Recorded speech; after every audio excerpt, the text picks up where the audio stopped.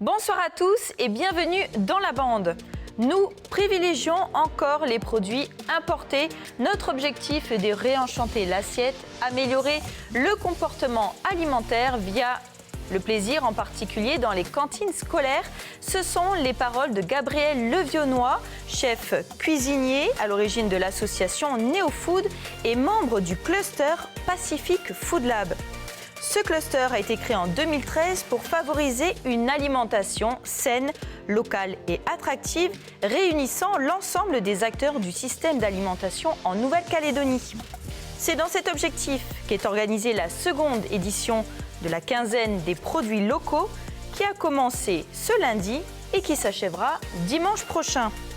Les produits locaux, justement, en a-t-on assez pour pouvoir manger sainement et en profiter au maximum?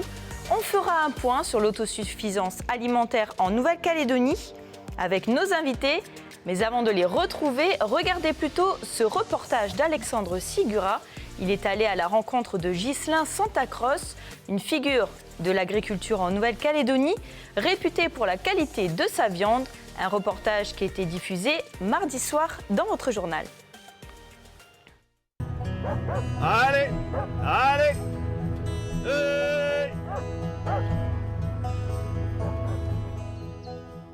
Ça, c'est du sel. viens les filles, viens, viens. C'est des oligo-éléments, des vitamines. Il leur faut ça. Ah, ça c'est du copra, hein. Tout partout en Australie, ils nourrissent de ça. Tout partout, dans tous les troupeaux, c'est qu'ils ont bien une raison. Les Australiens sont plus forts que nous, niveau élevage. Le brahman et le charolais, c'est deux viandes différentes. Mais par le croisement, tu arrives à avoir une bonne viande. Et puis, le meilleur de la viande, c'est la nourriture, ce qu'ils bouffent. Hein. Ce qu'ils bouffent, tu as beau avoir les meilleures races du monde, mais si elles ne sont pas alimentées, ça ne sert à rien. Hein. Donc, par ce croisement, ce n'est pas moi qui l'invente. Aussi bien en Australie qu'aux États-Unis, au Canada, le meilleur croisement, c'est brahman charolais. Hein. Par ce croisement, j'ai du charbré, que je croise après avec du Belmont Red d'un côté. Et après, de l'autre côté, c'est une expérience que je fais avec du Drogmaster.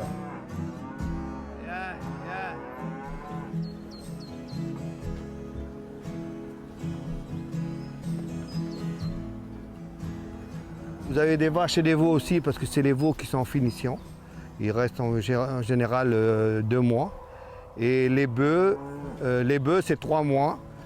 Et ils ont comme nourriture, c'est un mélange maïs, avoine, soja. L'issue des 3 mois, elles sortiront que pour aller à l'OCEF, que pour aller à l'abattoir. Et après, c'est les meilleurs bouchers de Calédonie qui vont se servir.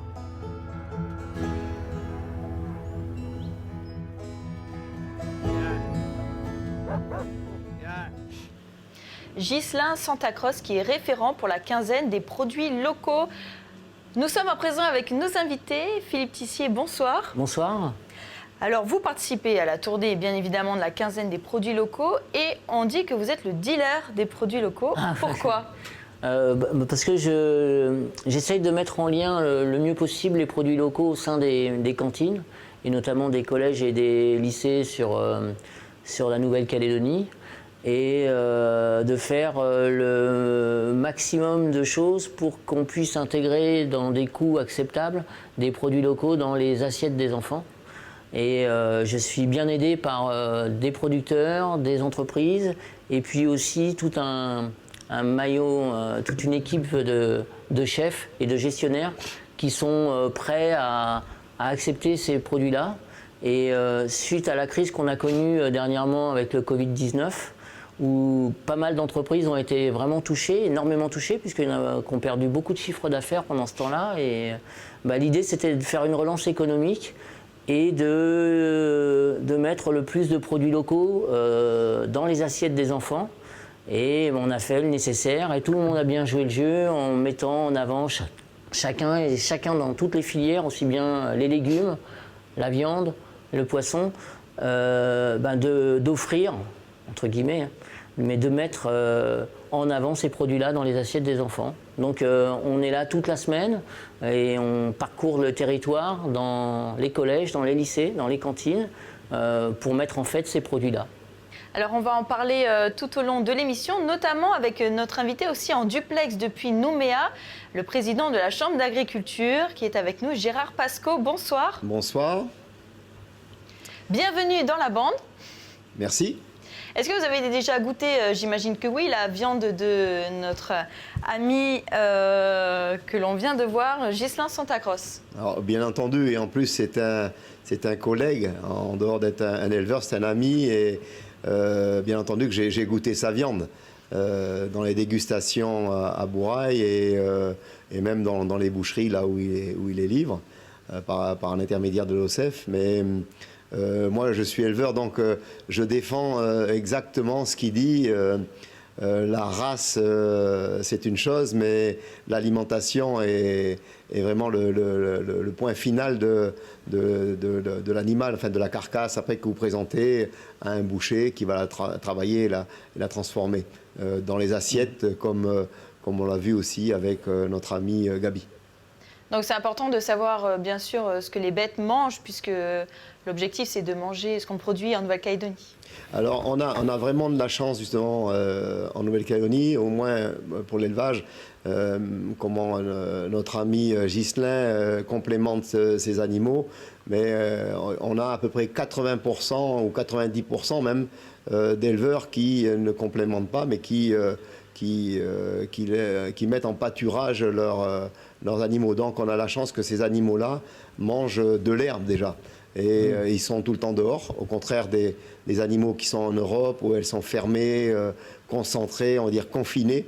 Et on a vraiment de la chance que nos animaux ont un parcours, donc ils peuvent se déplacer, ils ont une musculature un peu plus forte.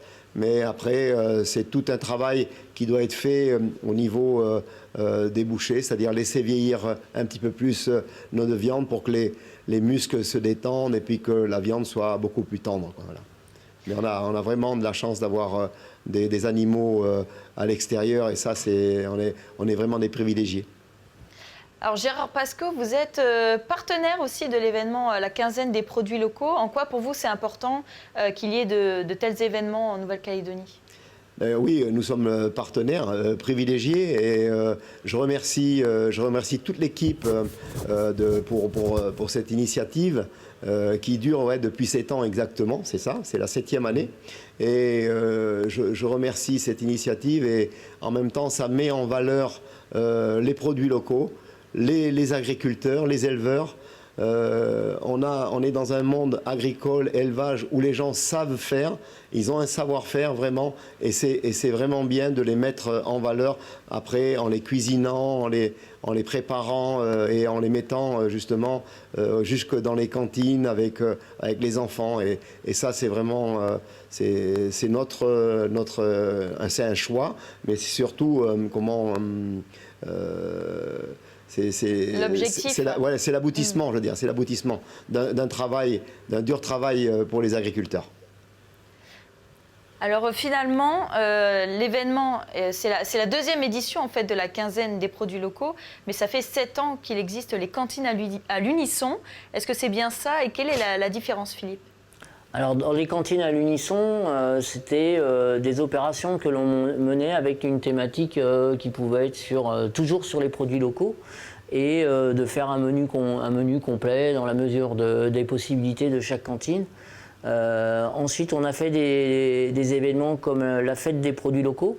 Là, c'était vraiment sur la longueur, et d'intégrer le plus possible et de travailler avec les filières et toutes les filières pour montrer qu'on pouvait arriver à faire plein de choses super intéressantes quand on travaillait sur des thématiques qui étaient complètement complémentaires. C'est-à-dire qu'au-delà des produits locaux, c'était de donner la possibilité de faire des recettes bénéfiques où tout le monde s'y retrouve, tant les agriculteurs parce que leurs produits sont mis en valeur, que des cuisiniers parce que eux, justement, leur métier c'est de travailler avec des bons produits et puis de les retrouver dans les plateaux des enfants, Et puis la satisfaction, c'est quand le plateau il arrive vide à la fin pour aller le nettoyer. Et donc on travaille beaucoup sur ça, sur le gaspillage alimentaire. Et on travaille non seulement sur ces produits-là, mais aussi sur la capacité à trouver des recettes qui plaisent aux enfants. Et donc c'est une chaîne totale, quoi, puisque là on amène les agriculteurs aussi dans les écoles. Et derrière l'assiette, il y a un produit, derrière le produit vous avez un homme. Et là aujourd'hui il y avait un monsieur qui cultivait les produits, qui est venu à la cantine manger ce que le cuisinier avait transformé. Et des fois, ça peut être un transformateur dans la viande, des fois, ça peut être une saucisse de poisson qui est créée par la filière de la pêche et qu'on retrouve aussi dans l'assiette des enfants. C'est ce qu'on essaye de faire, de faire en sorte qu'il y ait un lien social et un lien économique qui facilite l'intégration de tout. Et il faut savoir que derrière tout ça, après, il y a des familles qui en vivent et que ça donne du sens à cet argent qui est dépensé, mais qui reste ici. Alors cet événement, c'est la 2e édition. Pourtant, ça fait vraiment longtemps que les produits locaux existent en Nouvelle-Calédonie, puisqu'on cultive. Ouais. Comment expliquer le fait que ces événements soient assez récents quand même ? Ça fait 7 ans déjà, et puis comment l'expliquer? C'est qu'il y a de plus en plus des gens qui sont à l'initiative de ça, et ça existait déjà il y a pas mal de temps, on en parlait peut-être moins, et puis petit à petit, il faut une locomotive, et puis après il y a des gens qui suivent, et puis qui nous apportent des idées, et puis qui nous aident. Et puis on arrive à faire des événements après qui soient relayés un petit peu par tout le monde et puis coopératifs. Et on s'écoute tous pour arriver à ça. Donc c'est la première quinzaine des produits locaux. La première fois, c'était la fête des produits locaux. C'était comme une fête. On avait fait. Là, c'était vraiment pour répondre. Là, c'est une aussi, évolution. C'est une évolution, mais obligatoire, puisqu'on était là sur une après-crise, et on voulait vraiment filer un coup de main et se dire comment on peut faire. On va faire ça à la hauteur de nos épaules, et on va mettre ces produits-là en avant. Voilà, et donc là, ça suit la fête des produits locaux. Donc on peut dire que c'est la première édition. Voilà, l'objectif, c'est pas tout à fait le même. Il y en a un, ça répondait à une fête. Et là, ça répond à un besoin, et le Covid-19, c'est pas n'importe quoi. Il s'est arrivé quand même quelque chose, c'est quelque chose qui a fondamentalement changé la planète ces derniers temps, on en entend parler suffisamment. Et ça fait bouger beaucoup de choses, c'est sûr. On va continuer notre émission avec les événements phares de cet événement, la quinzaine des produits locaux. C'est votre rubrique Bon à savoir.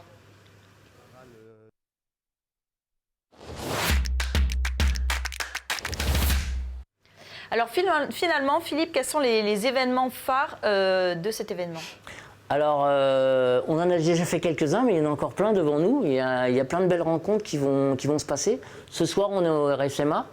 Donc là, on va, pareil, on a des chefs avec nous, donc ils vont venir dans les cuisines, filer un petit coup de main, et puis de regarder un petit peu comment tout ça s'organise. Et puis on va leur parler des produits locaux, puis il y aura des produits locaux. Et puis on va passer un temps ensemble. Demain, on prend la route. On va du côté de Puebo. On va passer par la cuisine centrale de Puebo. On va voir Irma, qui est une cuisinière qui nous suit depuis le début, et qui fait tous les cantines à l'unisson. Donc on va aller la voir elle aussi. C'est important de faire vraiment tout le tour de la Calédonie. Ah ouais, c'est super important parce que, si vous voulez, là, depuis l'année dernière, en tout cas, on réunit pratiquement tous les établissements, enfin je dis pratiquement tous, ils suivent les opérations de cantine à l'unisson, et tout le monde est vraiment moteur pour intégrer le plus possible, dans la mesure de chacun de ses moyens, d'intégrer des produits locaux. Et pour nous, c'est une sorte de remerciement, parce que tout seul, on ne ferait pas grand-chose. Et de voir tous ces gens qui sont avec nous, qui nous disent continuer, et puis nous, on leur dit continuer, et puis dès qu'on fait, on va passer la voir. On va aller à Yengen, on va aller à Pointe-Dimier, on va aussi à Wailou, on va faire une conférence avec eux, on va partager ces moments-là, et puis et avec des producteurs, des entrepreneurs, on arrive à faire de belles opérations. Ce qui est prévu aussi, c'est que là, nous, cette première semaine, c'est l'axe, c'est les collectivités. La semaine prochaine, ils sont en vacances. Donc l'autre semaine, on va plus travailler sur la partie restauration commerciale, les gîtes, les tables d'hôtes. Il y a aussi... Là, cette semaine, c'était surtout avec les enfants. Les enfants, les collectivités, et cette semaine et aussi la semaine prochaine, il y a aussi des visites qui sont organisées, des visites d'entreprises locales, pour montrer comment on fait des concerts. Aller voir directement, même peut-être créer des vocations, on sait jamais. Exactement. Et puis, il y a une grande fête qui se prépare au jeudi du centre-ville à Nouméa avec l'association Idjabeti, où là, il y aura toute la restauration calédonienne qui sera présentée et on pourra venir manger des plats faits avec des produits locaux. Il y a des agriculteurs qui vont venir et des stands qui seront à même de pouvoir répondre aux besoins de chacun et de goûter, de découvrir des produits et tout ça dans un esprit participatif pour que cette économie-là qui existe. Moi, j'ai visité ce matin l'exploitation de M. Santa Cruz, c'est extraordinaire, c'était magnifique. C'est une pure merveille. C'est vraiment ça l'objectif de l'événement. Là, on a tout, quoi. On voit l'élevage, on voit le travail, parce que c'est un travail immense. C'est un monsieur qui a passé sa vie à s'occuper de son exploitation, et il en a fait une merveille. Il en a fait une merveille. Et on est là, on passe 2 heures, mais on a envie de rester 2 jours. C'est sûr. Qu'est-ce que vous en pensez, Gérard ? Moi, je trouve l'initiative excellente. Et comme le rappelle Philippe, je vous appelle Philippe, de faire le tour de Calédonie, mais moi, ça me plaît énormément. Parce que vous voyez l'ensemble des agriculteurs, des consommateurs, des gens qui transforment et qui les cuisinent. Et je crois que c'est le but. On ne va pas oublier les gens des îles.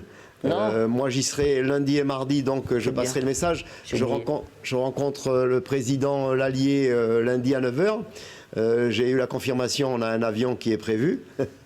Donc on pourra y aller. Et bien entendu, on ne doit pas oublier personne. Et surtout dans toutes les zones.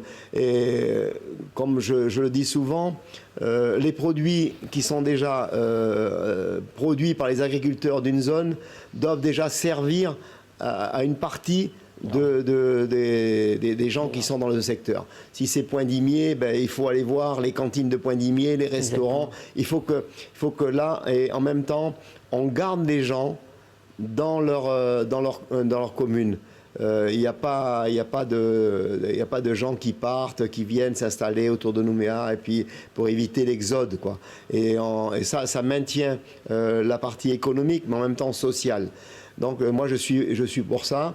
Nous on a créé au sein de la Chambre d'agriculture ce qu'on appelle l'Agri-Tour. Je vais avec tous nos techniciens, les services de la province et d'autres services de Davar, enfin de tout ce qui se passe de l'agriculture, de l'élevage. Je vais au devant des gens. On a été à Pueblo, on a été à Ouégua, on a été à Canala, on a été aux îles, voilà. Et je veux leur porter le message et en même temps je veux leur montrer ce qu'ils peuvent attendre de nos services. Et il y a une attente. Il y a une attente des consommateurs et on doit répondre présent. Et comme je le disais tout à l'heure hors antenne, on va arriver dans la plus grosse production. On n'est pas en autosuffisance, mais là par contre on va être trop autosuffisant, c'est-à-dire qu'on aura trop de tout. Monsieur Pasco, justement, on va en parler juste après, parce qu'il y a notre collègue Audrey Pouedi qui est allée à la rencontre en fait, de 2 jeunes hommes qui tiennent une pépinière à la Tamoa. Un reportage qui a été diffusé hier soir dans votre journal. En plus, bien sûr, des visites des jardins de Dembéa. Il y a eu aussi un déjeuner au collège Ondémia à Païta en début de semaine. Donc là, c'est particulier. Il y a de grandes cultures de tubercules. Comment ça se passe? Regardons plutôt ce reportage. Donc dans cette serre de multiplication, vous avez des jeunes plants qui vont finir au champ. de monsieur et madame tout le monde en Calédonie, de manière à ce qu'on favorise aussi cette autosuffisance particulière dont on parlait tout à l'heure. Tu vas faire la partie difficile en fait. Là, c'est la partie difficile, la partie la plus sensible, et c'est clair que les salades, les avoir à repiquer, c'est quand même beaucoup plus pratique que partir de la graine. Échanger sur l'agriculture responsable, c'est l'objet de cette rencontre entre les organisateurs de la quinzaine des produits locaux et la pépinière La Tamoa. Cette première participation à l'événement reflète la conviction de l'entreprise. Je pense que c'est important de participer à la quinzaine des produits locaux parce qu'il faut mettre en avant cette production locale. Aujourd'hui, on a certaines cultures qui couvrent le besoin local à 80%, d'autres beaucoup moins. Et puis dans l'année, la réalité est très diverse. Donc je pense que c'est fondamental d'encourager les entrepreneurs et les agriculteurs locaux à produire ce dont nous avons besoin localement. Donc sur cette parcelle, on essaye de mettre en œuvre tous les principes pour avoir une agriculture et un sol le plus vivant possible. On essaye d'avoir une agriculture la moins consommatrice possible. Depuis 2 ans, Guillaume et son équipe fournissent les grandes et moyennes surfaces. La production de la pépinière se chiffre à 100 de tonnes à l'année. L'entreprise a pour ambition de l'augmenter sur les prochaines années. Valoriser la production locale, ok, mais a-t-on les moyens vraiment de manger localement? Regardez plutôt ces chiffres que nos invités pourront commenter. Selon l'ISEE, l'Institut des statistiques économiques et la DAVAR, en 2018, en Nouvelle-Calédonie, la production locale de la filière animale et végétale en Nouvelle-Calédonie représentait plus de 13 milliards de francs pour la Nouvelle-Calédonie en dépenses contre plus de 15 milliards de francs pour ce qui est des produits importés. Pour la filière donc animale et végétale, Gérard Pasco, cela veut dire qu'il faudrait produire 2 fois plus pour être autonome, puisqu'on consomme autant que ce qu'on importe. Qu'en pensez-vous? Alors, je vais peut-être mettre un bémol quand même dans les chiffres. Il ne faut pas oublier qu'ici, on ne fait pas de lait. Et le lait est tout importé. Nous avons un éleveur laitier qui est, on va dire, au niveau, qui est un gros éleveur laitier, Saramea, qui transforme, mais par rapport à ce qui se fait à l'extérieur, c'est artisanal. Et ce sont des gens qui font d'excellents produits, par contre. Voilà, des gens, si on enlève le lait, si on enlève les yaourts, si on enlève tout ce qui est pas fait ici, vous enleverez peut-être quelques milliards. Bon, ceci dit, bien sûr qu'on doit encore produire, mais on connaît bien la Calédonie, nos températures, nos intempéries. Je pense qu'on a un gros potentiel et c'est vrai. Et on voit des initiatives encore comme sur votre reportage, des gens qui font de la semence, ils apportent des plants et ça, c'est un outil qu'on n'avait pas avant. C'est-à-dire que l'agriculteur faisait de A à Z. Il semait, faisait ses plants et après il repiquait. Tandis que là, si les gens se professionnalisent dans ce sens-là, ça va aller encore de l'avant. Et on aura des produits encore de meilleure qualité. Et bon, voilà, c'est... après, on a les produits qu'on peut trouver en Calédonie. On n'aura jamais de pommes, on n'aura jamais de raisins. Voilà, toutes ces choses-là, vous les mettez aussi dans les 15 milliards. Quoi. Voilà. Alors les produits locaux, il y en a beaucoup. Bon, peut-être moins de fruits, mais c'est surtout que les produits locaux ne sont pas assez transformés. Avant de continuer, regardons un extrait du documentaire Empreinte qui a été diffusé il y a 2 semaines sur votre antenne Calédonia. Hubert Géraud, responsable du WWF en Nouvelle-Calédonie, nous explique cela. Si tu regardes toute la consommation alimentaire des Calédoniens, puisqu'on descend à 15%. Et ça s'explique comment entre les deux? Eh bien, c'est que la majorité de ce que l'on mange sont des produits transformés. Et donc, aujourd'hui en Nouvelle-Calédonie, on transforme peu les produits frais en produits transformés. Je te prends un exemple. Tu vends un fruit, mais généralement, tu achètes un jus de fruits qui vient d'ailleurs. Très peu de jus de fruits locaux. Donc si en Calédonie, et c'est le même cas, par contre, voilà, avec des légumes, on peut faire des achats de légumes. Encore des confitures. Des confitures, on rajoute de la valeur ajoutée et qui bénéficie à la population locale. Ce sont des gens ici qui transforment et donc qui ont un gain économique sur la transformation. Philippe, est-ce que vous êtes d'accord avec ça et c'est vrai qu'il faudrait transformer plus les produits locaux? À partir du moment où on fait de la... oui, effectivement. Si vous avez parfois des grosses productions, il faut forcément arriver pour apporter de la valeur ajoutée et puis des emplois économiques, il faut bien sûr transformer. Après, ce sont des coûts très importants, la transformation, ça ne se fait pas comme ça. Il faut voir si le marché il est aussi important, parce que l'outil coûte très cher et ça passe par des mutualisations. Effectivement, quand vous faites des jus de fruits, de la confiture, des choses comme ça, on peut trouver des machines qui peuvent aller. Mais c'est une évidence. C'est une évidence. Un légume, de toute façon, il a un temps de vie limité. Si on ne le consomme pas tout de suite, il faut le transformer, sinon il finit en compost. Donc ça se tient tout ça. Gérard Pascaud, qu'est-ce qu'il manque au pays pour arriver à ça justement? Alors moi aussi, je suis d'accord avec Philippe. Quand on a beaucoup, on peut faire.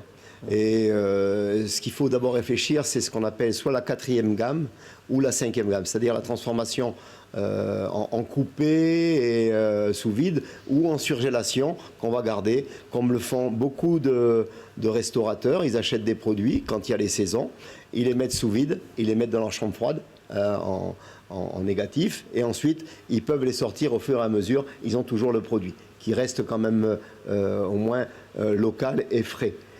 C'est de ça qu'il faut justement, il faut aller dans ce sens-là. Après, d'aller le cuire, d'aller le transformer, le lait acheté, on ne va pas en faire. Enfin,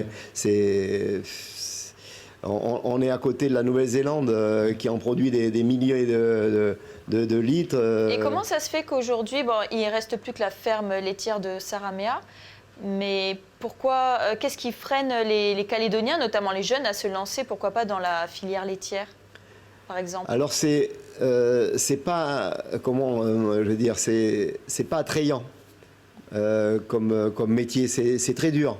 Et le laitier n'a pas un jour à lui, c'est 365 jours. C'est-à-dire que les vaches, elles sont traitées le matin et le soir. Et après, c'est peut-être pas aussi rémunéré qu'on le croit. Et bon, après, comme le font la famille Moglia au stade, on va dire, artisanal, oui, où ils transforment leurs produits, donc ils ont la valeur ajoutée qui reste sur leur exploitation.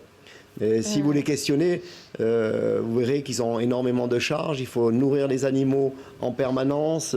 Les bêtes sont rentrées le matin, le soir, intempéries, pas intempéries. Les vaches, il faut qu'elles soient tirées. Donc c'est quand même c'est un vrai métier beaucoup plus dur que nous éleveurs, quoi. Nos bêtes, elles sont à l'herbe. Donc voilà, c'est pour ça que ça attire pas. Mais je suis d'accord, je pense qu'on pourrait multiplier ce genre d'activité, à savoir que sur les propriétés là où j'ai fait mon apprentissage... Parce qu'il y a l'espace, c'est sûr, mais bon. Voilà, où j'ai fait mon apprentissage à Pointe-Bout, mes beaux-parents avaient 5 vaches laitières et ma belle-maman, il y avait quelqu'un qui tirait le lait tous les jours, elle faisait son fromage, elle faisait son lait frais, elle faisait son beurre et sa crème. Donc on était un peu autosuffisant dans l'exploitation, avec le potager, comme on peut connaître sur les exploitations. Quand on est à 8 ou 10 km du village, on ne va pas chercher un pied de salade ou même du lait frais, quoi. Voilà.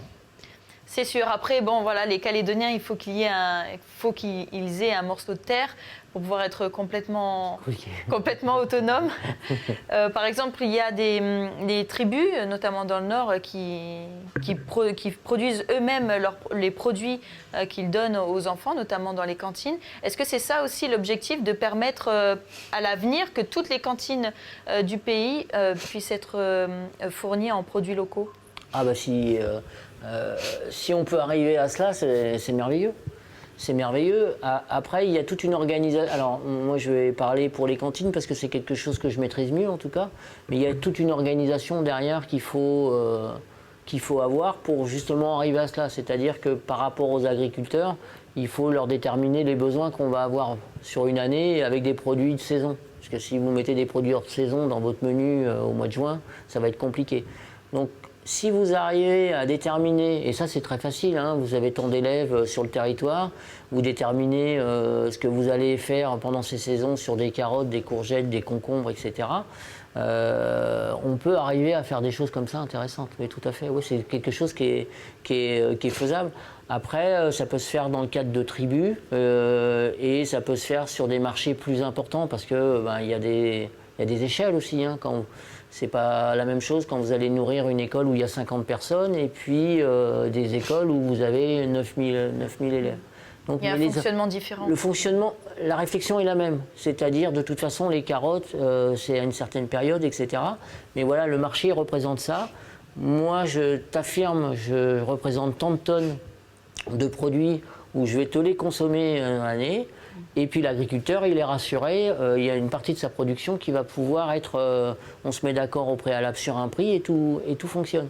Tout est anticipation. Donc il y a de quoi faire en tout cas. Tout est possible. Tout est possible avec les bonnes volontés, tout est possible. Eh bien, on espère manger de plus en plus de produits locaux. On arrive déjà au terme de cette émission. Avant de terminer, je voudrais qu'on passe à l'anecdote de l'invité. J'ai oublié.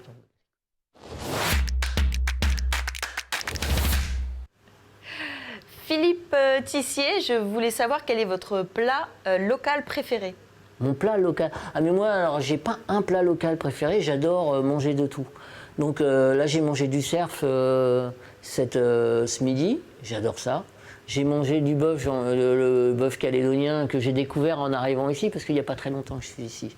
C'est merveilleux. Et puis de toute façon, ça ne peut être que merveilleux. Vous voyez les bêtes en voiture quand vous promenez, elles font des dizaines de kilomètres par jour. Ça peut être que bon. Ça peut que être bon. Hein. Ça peut être que bon.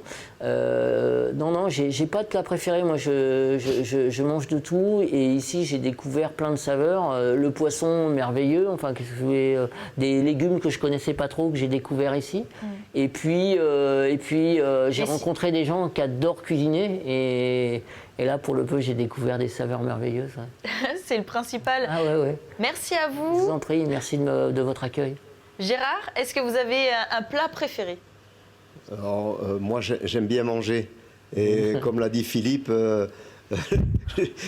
j'en ai trop sur la liste. Mais bon, dernièrement, j'ai mangé une excellente blanquette pour défendre le veau calédonien et excellemment cuisinée par mon épouse à l'ancienne, on va dire. Et c'est un excellent plat. Comme l'a dit Philippe, il y a beaucoup de choses qui sont très bonnes. On a de très bons légumes, de très bons fruits. Quand vous mangez, quand les papillons piqueurs ne se mettent pas de la partie et que vous dégustez en début de saison une belle navelle bien sucrée. Je veux dire, peut-être que les papillons grillés, on ne sait jamais. Et vous régalez, quoi. Je veux dire, on se régale de tout ça. La pomeliane, tout ça. Je veux dire, on a d'excellents fruits, d'excellents légumes et de la viande d'exception, ça on peut le dire, et des poulets d'exception aussi, élevés par nos éleveurs. Et je veux dire, c'est vraiment chapeau à eux. Et on a de la chance de vivre dans ce pays. Merci à vous en tout cas d'avoir fait partie de la bande. J'ai oublié une chose, j'ai oublié nos amis des îles qui nous suivent, notamment le collège Laura Boula, qui nous suit depuis très longtemps sur l'IFOU, avec lequel on fait des opérations et qui nous envoie aussi les menus qu'ils vont faire au cours de la semaine. Et Marais aussi qui nous a rejoints sur cette opération-là. Alors on a parlé beaucoup du Nord, on a parlé d'un peu de tout, mais vous aviez raison, on avait un peu oublié les îles. On les oublie pas du tout, on est très content qu'ils soient avec nous maintenant. Voilà. Merci à vous. Merci. Bonne soirée à tous sur Calédonia et n'hésitez pas à participer justement à l'événement, à la quinzaine des produits locaux. Nous, on se retrouvera la semaine prochaine pour un nouveau feuilleton. Bonne soirée sur Calédonia. Merci.